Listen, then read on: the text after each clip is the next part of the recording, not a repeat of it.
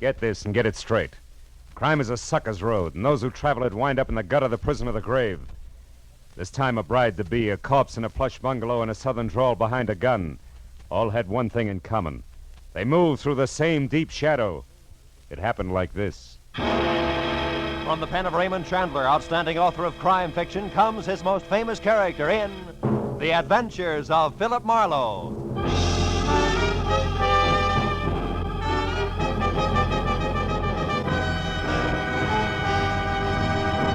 Now, with Gerald Moore starred as Philip Marlowe, we bring you tonight's exciting story, The Deep Shadow.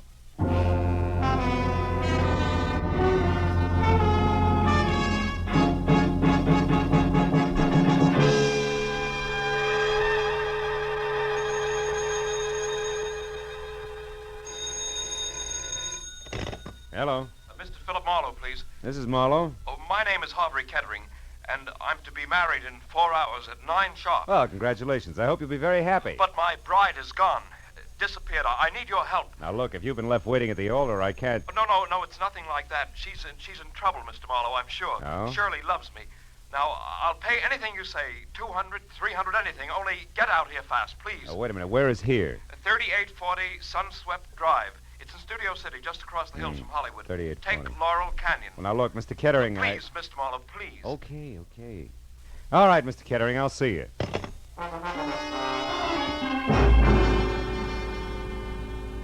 The address he gave me turned out to be a healthy chunk of old Spain. A whitewashed house that spread out for at least 100 yards under a pink-tiled roof. I was admitted by a butler with owl eyes, no shoulders, and a small bay window, and we played Follow the Leader over cool marble, ankle-deep Persian rug and inlaid Philippine mahogany. Finally, I was ushered into the ballroom, which was big enough for a highlight match. It was decked out for a wedding, from the champagne buckets and dead-over-ice lobsters to a pink rose-covered canopy at the center. And in the middle of it all, chain smoking while he worried, was my new client, Harvey Kettering. Well, Mr. Marlowe, I'm afraid there isn't a moment to lose, so I'd better tell you what I know quickly. But let's step outside on the patio. All right, Mr. Kettering. Mr. Marlowe, last night, Shirley and I What's went her to full name, Mr. Kettering? Doyle, Shirley Doyle. Oh, yes, here. Here's a snapshot of her. Mm-hmm. She's 25, blonde, and as you can see, Mr. Marlowe, very attractive. You're so right. You started to tell me about last night. Oh, yes. We were out together at a nightclub, the Blue Chip. On Ventura Boulevard? Oh, yes. Now, we'd never been there before, yet I think that's where it started. What do you mean started? Well, when we were leaving the place about midnight, I called a cab. I was just giving the driver Shirley's home address, the Moore Park Court Apartments, when suddenly she told me to get in and told the driver to start at once. You know why? No, I thought perhaps she'd seen somebody coming from the club. But when I asked her about it, she said it was just her nerves, since tomorrow is her wedding day. I see. Then today she was supposed to call, but she didn't. At 2, I called her. Talk to her? No, she was gone. But I talked to the daymaid. She said when she arrived, she brought in a note that had been left outside Shirley's door. There's one of those leave-a-message pads in a box on her porch rail. Mm-hmm. She said it seemed to upset Shirley terribly. Mr. Marlowe, what are we going to do? Well, now, look, have you been over there to Shirley's place? No, I haven't. Got a key? Yes, I do. All right, Mr. Kettering, you have the key, so let's go. But what shall I do about the guests, the Nothing right now. We may be lucky.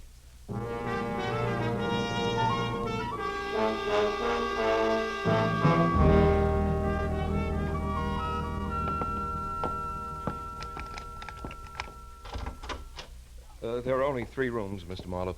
What do you suggest we do? Well, first, let's look for that note. She may have left it here somewhere. Oh, you try the bedroom. I'll start with the wastebasket. It's full of papers. All right. Just as you say, Mr. Marlowe. Yeah, sure. Endicott Clinic.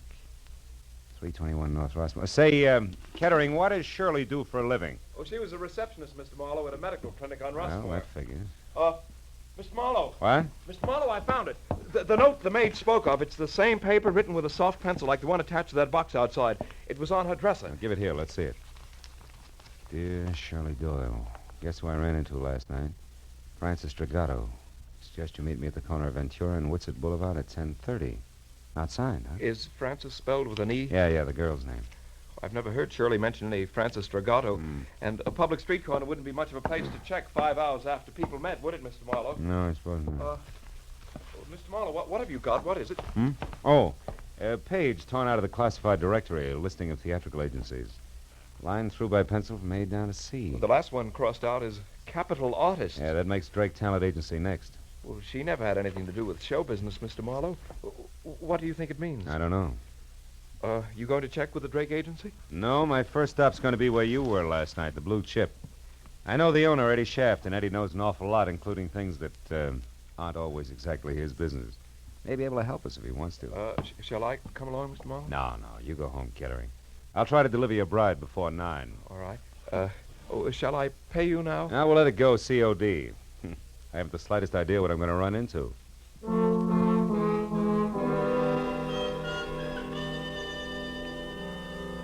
The snapshot of Shirley Doyle my client had given me reminded me of the kid you went to school with.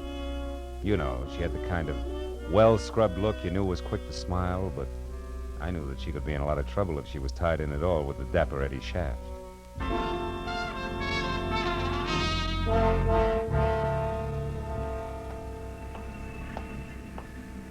After dark, the Blue Chip was one of those cozy, soft lights melting on thick drapes kind of places. It made you forget all about the stiff prices for limp food. But now, at a little better than 5 in the afternoon, under wide-eyed, unblinking work lights, it had all the cushion come hither of a union hall. In one corner, a skinny musician with a golf ball complexion was working over a clarinet, while in the middle of a dance floor with no more diameter than the hole in a candy lifesaver, a girl was standing on a piano stool. She was smoking and looking straight ahead at nothing. The red shingled hair, promise of a nose, and plunged neckline tagged her as the singer on the posters outside. One Miss Corky, Netherlands. The place is closed, soldier. Glad you told me. Never would have known. Never mind the routine, soldier. Just come to the point. What do you want? Just a few words with the boss. Eddie around? No. No, he's not. Uh-huh. How about his bungalow in Coldwater Canyon? You mean it hasn't hit the papers yet? What's the connection between Eddie and the headlines? Soldier, Eddie was stabbed to death sometime this morning. You gotta be kidding. Sometime between 9 and 11, the cops say. Well, so long, Hey, wait a minute, Corky. You have any idea who did it? No. Except that maybe it was a dame. Any description on it? The law isn't gabby about things, soldier, believe me. If you don't, try Eddie's bungalow yourself and find out.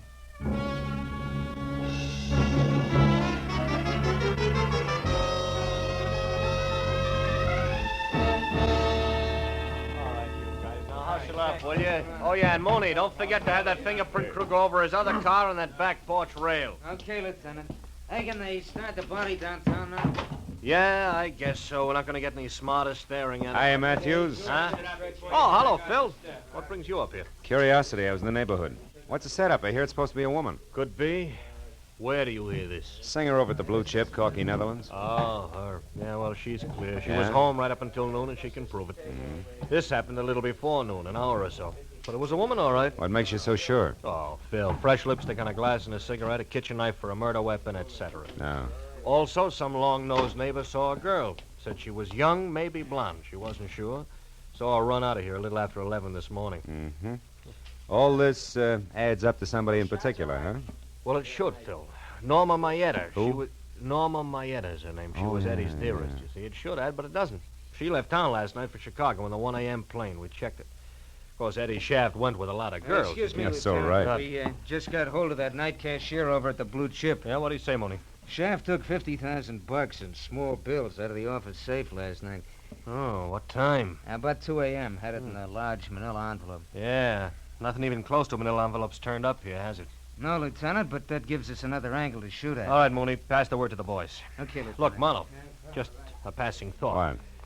You sure you're just curious? You sure you don't want to play 1 and 1 makes 2 with me? Yeah, I'm sure, Lieutenant. Well, look, I'll see you. I'll give you a call Marlowe, if I... Huh? wait a minute. Yeah? Look, I know all about your professional ethics, relations between client and private detective. We Yeah. won't go into that. We're going to go into something else very briefly, Phil. The law on many points is quite clear, Marlowe. Clear like what, Matthews? Clear like the status of an accessory before or after the fact in a murder case. And like aiding and abetting a criminal. Like a lot of things you know all about, Phil. Keep them in mind, will you? Okay, Matthews. Yeah, I'll see you.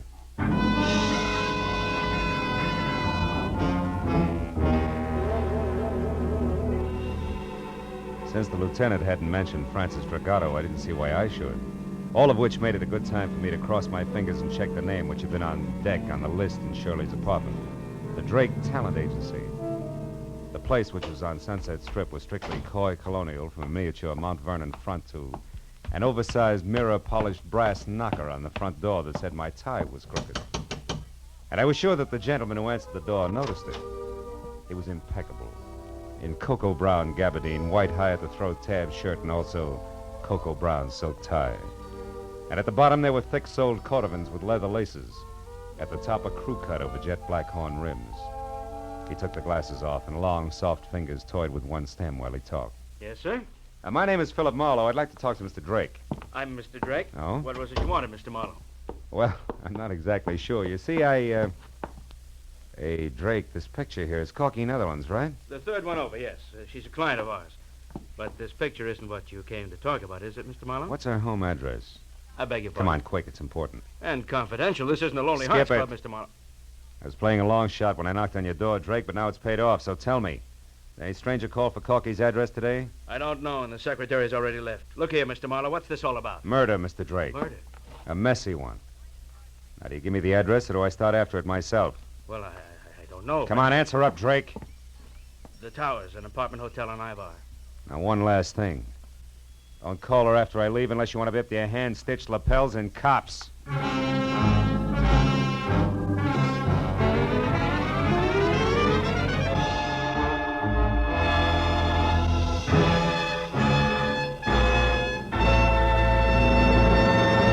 In just a moment, the second act of Philip Marlowe. But first, you might think that after several years with Gracie Ellen, George Burns had seen everything, done everything, been everything. But this Wednesday night, you'll find George in a brand new role, that of a Florodora girl, with costume and complications by Gracie Ellen. The Burns and Allen Show is heard every Wednesday on most of these same CBS stations, along with the Bing Crosby Show and the Groucho Marx program. Now, with our star, Gerald Moore, we return to the second act of Philip Marlowe and tonight's story, The Deep Shadow.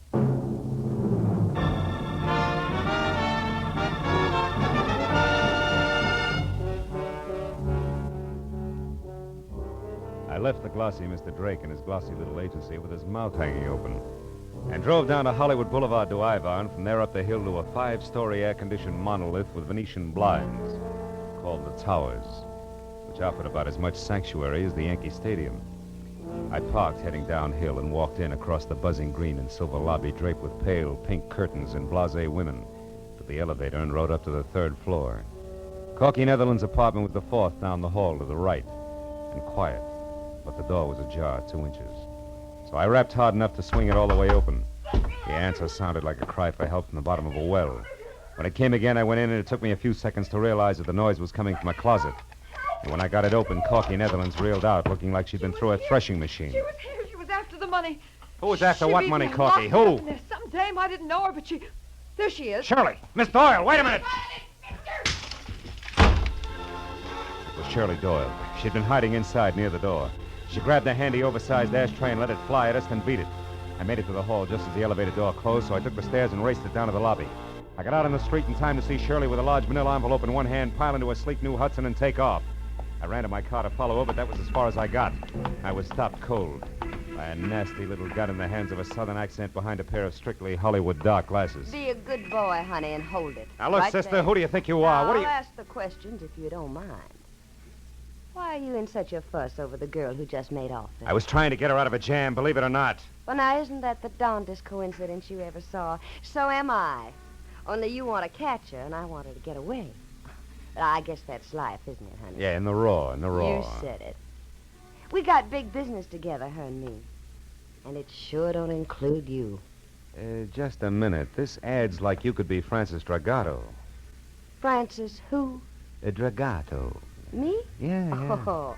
Oh, that name's much too fancy for the likes of me, honey. I reckon we can break it up now. So why don't you just give me the keys there in your hand? My keys? Come on, give. Yeah, well... That's a good boy. Now, don't try anything silly. And, don't fret, honey. I'll leave your car 2 or 3 blocks down the street here.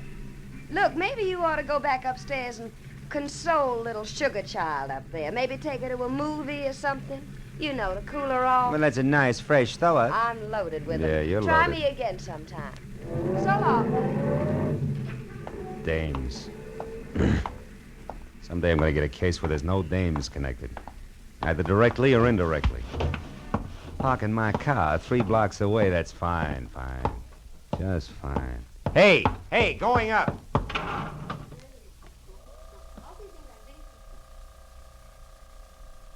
Flour, please, sir. 3.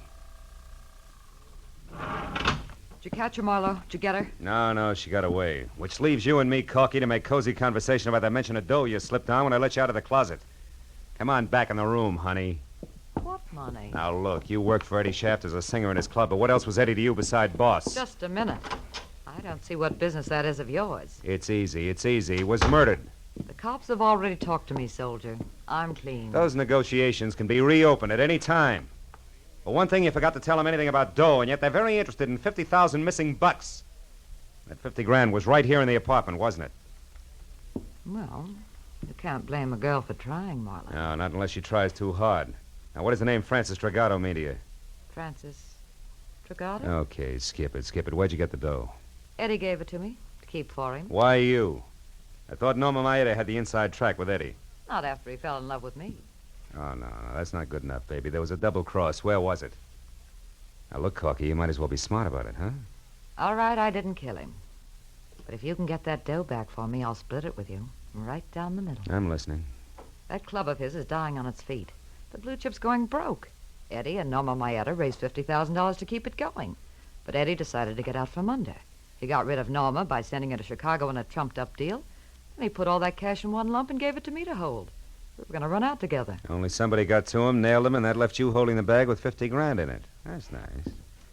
Except then a girl who belongs in this mess like a great-grandmother belongs in a high hurdle race stepped in and took it away from you. With the help of a southern accent and dark glasses. Who are you calling? Friend of mine at Homicide. Why, you Sit down and shut up. So far you've been lucky, Corky. Don't push it. Lieutenant Matthews, homicide. Marlowe Matthews, listen, on that Eddie Shaft case. Yeah, what about it? I got a couple of things you might be of help to you. Now, look, item 1. That missing 50 grand is being sought after by a southern accent and dark glasses. A woman? Yeah, and she pulled a gun on me. Item 2. The name Francis Dragato, it ties in. D-R-A-G-O-T-T-O. Ring any bells? Dragato. That's what I said. Yeah, wait a minute. Oh, yeah, What? I remember, yeah. Yeah, but it's nothing, Marlowe. It's ancient history. Dragato I knew was a third-rate burglar, shot and killed resisting arrest down the Sandbar district about 5 years ago. Way back when I was a prowl car sergeant. Look, what about this Tell me, southern Dragato have a wife? No, I think there was a daughter around. Name though. Francis? I don't remember that good, Marlowe. Look, what is this Dragato business anyway? Well, so far it's a hunch. That's what I thought. Climb off of it and get down to facts, will you? Who was the dame after that Eddie Shaft money? Where did you run into her? I lost her on Ivar. That's not what I asked you, I Marlowe. know that's not what you asked, but anything else would be a breach of my client's confidence. All right, look, Marlowe, I'm real serious. I'm going to give you just 1 hour to notify your client and get down here and spill. After that, I'm putting out a call to have you picked up for withholding evidence. Matthews ain't kidding this time. You, didn't say goodbye. That's quite a tightrope you walk, Marlowe. Yeah, sometimes. You're good. And I'm a girl of my word. You get that money back for me and it's 50-50. You're my only chance. Don't kid an old kidder, baby. You're a girl of 2 words. Double and cross. Good night, Corky.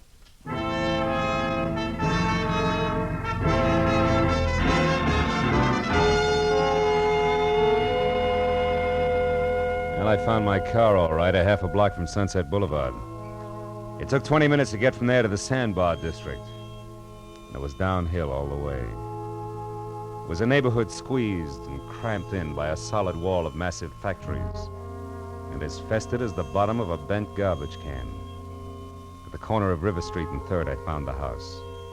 3 sagging, rotten stories of tenement that squatted in the eternal shadow of a huge gas tank like a sick, dirty old man. The proud, gleaming giant of City Hall was only 7 blocks away. Might just as well have been 70 miles. I went up to the door and knocked, and finally it inched open, just far enough for a face the color of dishwater to peek out. She hissed at me for a minute through the gap where her front teeth should have been, and then told me she was Ma Hargis, the manager, motioned me inside. The living room looked like something swept out the back door of a down-at-the-heel museum. want to know about the Dragotas, huh? Yeah, they lived here, didn't they? Maybe, maybe not. Cops got the old man about 5 years ago? It's possible. What became of his daughter? Where's Francis Dragato? Why? What are you being so cagey about, Ma? Because a bird that asks questions has got an angle, always. And the one who knows the answer's got a price, huh? Always. Okay, how far will a couple of bucks go? From here to the door. $2 won't even buy a buzz on beer these days. All right, we'll make it 5. Here. Oh, that's better. Well, Dirk Dragoto and his kid Francis had the second floor here for 15 years. His wife died of TB first year they was here. Oh, she was a smart one, that Francis. Had a hit on her. She always said she was going to get off the sandbar someday and be somebody. Oh, I told her she'd never make it. It's too far, mister. Kids down here get dirty. And it's the kind of dirt you can't wipe off. It gets inside of mine, no. Yeah. Tell me, what happened to her? I don't know. When her old man got it, she left, and I never seen her again, not to this day. Probably left town and wound up working the gin mills in some other place. Is that They the always $5 do. worth? Huh? Well, you bought sight unseen, Sonny. Tell me, you got a picture of her? Yeah. As a matter of fact, I have. Good. She was 17 at the time. It's kind of fuzzy, but you can see Hey, she wait a was minute, Ma. Huh? Are you sure this is Francis Dragato? Say, she lived in this dump for 15 years out, I'm sure, I know. She looks like somebody else. Girl who was supposed to get married tonight. I got another picture of Francis here someplace. Wait a minute now, a better one. Let me see now. Yeah, here it is. This was took down on Olivera Street, one of them stands. Oh, that's her best friend there with her, Norma Maeta. Norma Maeta. Norma was a tough little egg. Folks drank all the time and let Norma run wild. Oh, fine. Francis Dragato and Norma Maeta are friends. Now say, them two was quite a team. No bet. I always wanted to do something for them girls, but what can you ever do in a hole like this for anybody? You've just done it, Ma. Here's 5 more. Buy yourself another light bulb. Throw a party with the change. So long.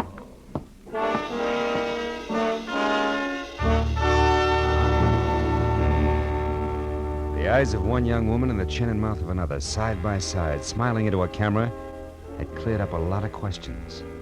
But there was one more that needed an answer fast. I called Matthews from the first phone booth I came to, brought him up to date in a hurry, and then asked him to check Norma Maeta's place, and if that was blank, to meet me at the Moore Park Court Apartments, which was the only other likely place I could think of. I crowded traffic lights all the way out, but he and Sergeant Mooney got there almost as soon as I did. And I led them back to Francis Dragato's well-lit cottage, the one she'd taken in her new name, Shirley Doyle. Mooney went to cover the back while Matthews and I moved in up front. Your hunches are paying off tonight, Marlowe. Oh, yeah, they're in here all right. Yeah, come on over this way. The window's open. We could catch a little conversation first, you know. It might help. Yeah, if you keep quiet, we can. I'm due in Chicago. Thanks for your help, Francis, dear. Yeah. I had to get this money. Now more than ever. You've got it, Norma, so goodbye. Now that stuffed shirt you're going to marry, you'll never know where you really came from or who you really are. Did you get that? Oh, and one more thing, dear, before I go. Yeah? I killed Eddie Shaft this morning. You what? Heard enough, Matthews? I killed No, Eddie hold it. Shaft. When he put me on the plane for Chicago, I figured something was fishy, so I got off and I came back. And I found out he was selling me short for that little jerk, Corky Netherlands. We had an argument.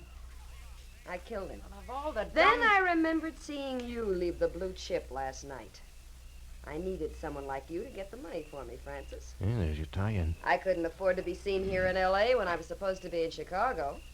Not with a murder on my neck. But you were seen by that man who chased me at the hotel. Who, Marlowe? He's still looking for a southern drawl and dark glasses. You're the only one who knows the truth, and That's you're what in it she with me thinks. now. I'm not going to let you involve me in a murder, Norma. Getting that money was one thing, but I'm not going to be mixed up in a killing. I don't care what it costs me. I'm going to tell the whole thing. You're a fool, Francis. I got a good alibi for one murder. It'll work for 2. Let's go, Matthews. Yeah, You're fast. not going Come to on. stop me now, Francis. no. Nobody is. And who's that? All right, hold it, girls. We're police. You're not taking me! Back, Matthews! Yeah, Mooney, stop her! Hey, stop! Drop it, lady. Come on, Marlowe. I think she's dead, Lieutenant. She wouldn't stop. She was shooting at me, but she's a woman. All right, Mooney. That gun in her hand, she was a killer and nothing more. Yeah, I suppose she was. If you asked that kid inside, she could tell you what made her that way. Oh, well, let's get out of here, Matthews.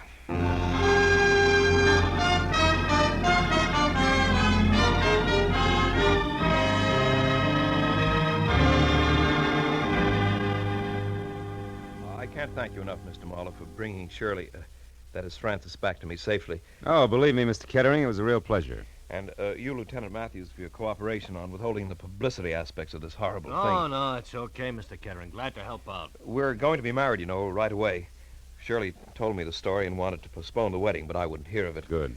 After all, I'm not marrying her for the past. I'm marrying her for the future. Yeah. Best wishes, Mr. Kettering. Yeah. Maybe tomorrow when Shirley's calmed down. Give her my congratulations, will you?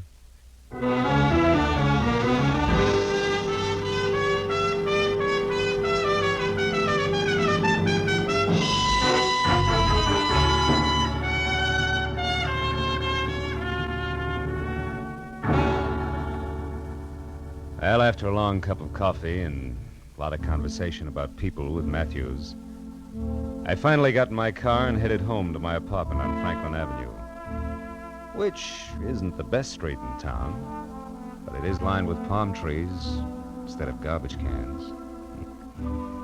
And the sun hits it all day long. Yeah, but that reminded me again of River Street, the deep, perpetual shadow that hangs over it. A dirty shadow that Ma Hargis said could never be rubbed off. A shadow that spawns the Norma Maedas of the world. I was still thinking about it while I got ready for bed. I knew Ma wasn't 100% right. I'd seen the exception to the rule. But she was 99% right. Just enough to disturb my sleep. Oh, well. One guy can't change things. Can he?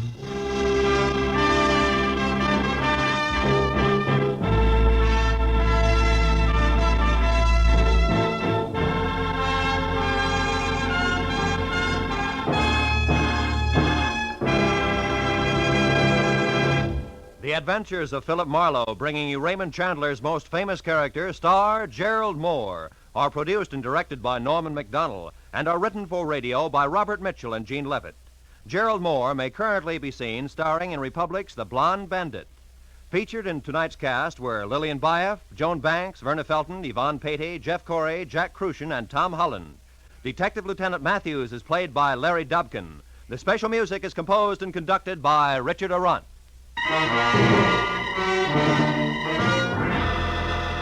Be sure and be with us again next week when Philip Marlowe says... This time I started with a Romanian from left field. Got misled in the Philippine jungles, chased an English accent clear to Venice, and wound up at a Shinto shrine with a friend from Siam. All without ever leaving Los Angeles.